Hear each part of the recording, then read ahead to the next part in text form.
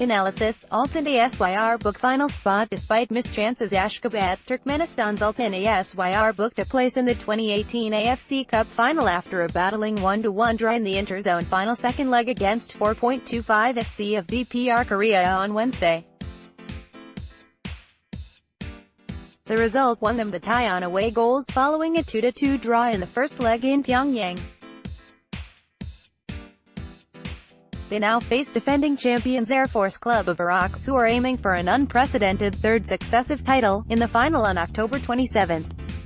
Wayward finishing, but Turkmen's prevail. It was no great surprise that it took a penalty to send Altyn Asyr through to the final given their lack of accuracy. Although the home side had twice as many scoring efforts as their opponents, they still had fewer on target, making for a shooting accuracy figure of 18.8% in comparison with the 62.5% achieved by 4.25. Altyn Asyr were often forced into shooting from distance as they struggled to create in their opponent's penalty area. While the successful outcome means this doesn't matter for now, they will certainly need to develop more of a cutting edge if they are to win the final later this month.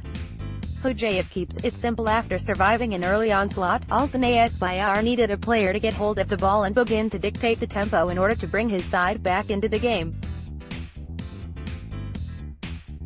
Hojayev tried to get his team on the front foot with his passing and a couple of fine long-range strikes that worried the 4.25 goalkeeper and Ta Song. The graphic below shows Hojayev's passing matrix, often keeping things short and simple in order to retain possession. Hojayev's two key passes, in yellow, indicated that he could be creative as well as play safe, but there is no doubt that his game management helped his side through after a testing start. 4.25 failed to make most of strong start. The visitors looked very much like the home side in the opening stages of the match as they piled on the pressure in search of the goals that would give them control of the tie. Han Song-hyuk's goal came after just 7 minutes and was rewarded for their early dominance. The graphic below shows just how much control the away side had in the first 15 minutes, a period in which they might have added more goals.